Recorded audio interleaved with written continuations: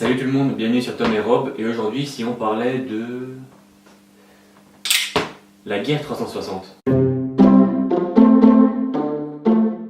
Quand on achète la caméra, on la retrouve dans une boîte qui diffère des autres, parce que celle-ci est arrondie, contrairement aux autres qui sont toujours carrées ou rectangles, ce qui lui donne un petit style assez sympa. Alors quand on ouvre la boîte qui s'ouvre vers le dessus, on retrouve premièrement la caméra, accrochée à son petit tripode fourni avec.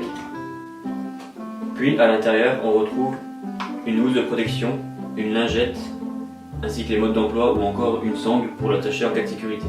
Alors, cette caméra, elle sert à quoi? Tout simplement, elle sert à faire des photos ou encore des vidéos en 360 degrés. C'est-à-dire qu'avec un masque de réalité virtuelle ou même sans, ça marche aussi, on peut se balader dans l'image. Cette caméra qui est fabriquée par Samsung est bien évidemment compatible avec tous les Samsung, soit S6 ou S7. Mais par contre, avec les iPhones, c'est pas possible. On ne peut pas la configurer avec un iPhone, à moins de télécharger Google Street View, qui est vraiment le seul moyen pour l'utiliser avec un iPhone. C'est pas terrible, mais bon, c'est comme ça. Après, pour ce qui s'agit de ce que la caméra enregistre, on peut les exporter sur soit Facebook ou YouTube, qui sont tout doucement en train d'arriver vers le 360 degrés. Par contre, la qualité est largement moins bonne que celle qui sort directement de la caméra, étant donné la compression que subit le fichier lors de l'exportation sur Facebook ou YouTube. Alors, sur cette caméra, on retrouve donc deux objectifs fisheye, un de chaque côté de 15 millions de pixels chacun, ce qui fait donc un total de 30 millions de pixels. On retrouve un mini écran de 0,5 pouces OLED sur le dessus, ainsi qu'un bouton enregistrement. Et sur la face gauche de la caméra, on retrouve un bouton menu ou encore un bouton pour l'allumer. Et de l'autre côté, on retrouve une petite porte avec à l'intérieur la batterie, le port pour la recharger ou encore le support de micro SD. Cette gear offre une résolution de 3840 par 1920 pixels, ce qui veut dire près de l'Ultra HD en mode vidéo en 360 degrés et du 2560 par 1440 en 180 degrés en mode vidéo.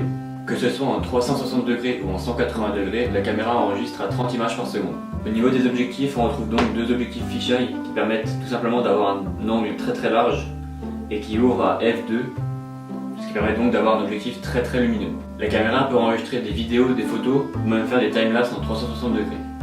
La caméra possède 1 Go de RAM ainsi que la possibilité de rajouter une micro SD de 128 Go maximum.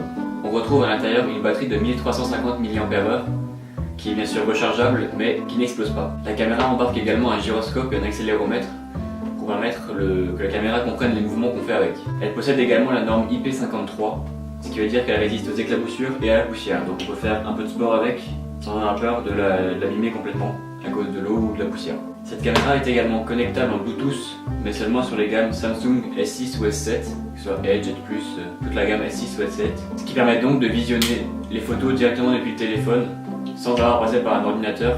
Comme je le disais au début, le seul moyen pour connecter un iPhone à cette petite caméra de Samsung, c'est d'installer l'application Google Street View, qui permet ainsi de faire juste des photos et pouvoir les visionner sur le téléphone par après. Et enfin, au niveau du design, cette caméra est assez jolie, à mon goût. J'aime bien, ça rappelle un peu les vieilles webcams qu'on avait sur les ordinateurs il y a très longtemps. Et on retrouve en dessous de la caméra un pas de vis universel pour pouvoir la fixer sur un trépied classique d'appareil photo ou encore une perche à selfie. La caméra est également livrée avec un logiciel de montage disponible seulement sur Windows malheureusement, qui s'appelle Action Director.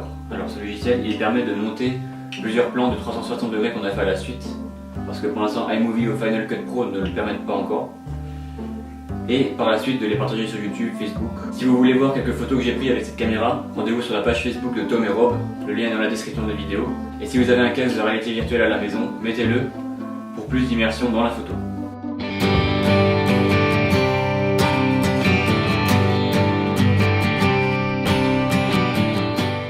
La RAM permet simplement de faire tourner des applications, des jeux ou encore des programmes sur les ordinateurs, comme par exemple les jeux.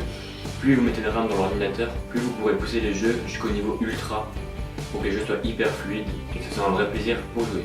La ROM s'associe quant à elle à la mémoire que possède un ordinateur. Elle était utilisée bien avant les CD et a été remplacée par l'arrivée des DVD, des Blu-ray et maintenant de la mémoire flash. Je remercie Robin qui s'occupe des réseaux sociaux et qui m'aide à réaliser les vidéos que vous voyez en ce moment. Un petit conseil entre nous, il sera bientôt devant la caméra. Voilà, j'espère que cette petite vidéo vous a plu. Si c'est le cas, n'hésitez pas à laisser un pouce bleu ou vous abonner à la chaîne, ou encore aller checker nos réseaux sociaux qui sont dans la description de la vidéo. C'était Thomas et Robin, ciao!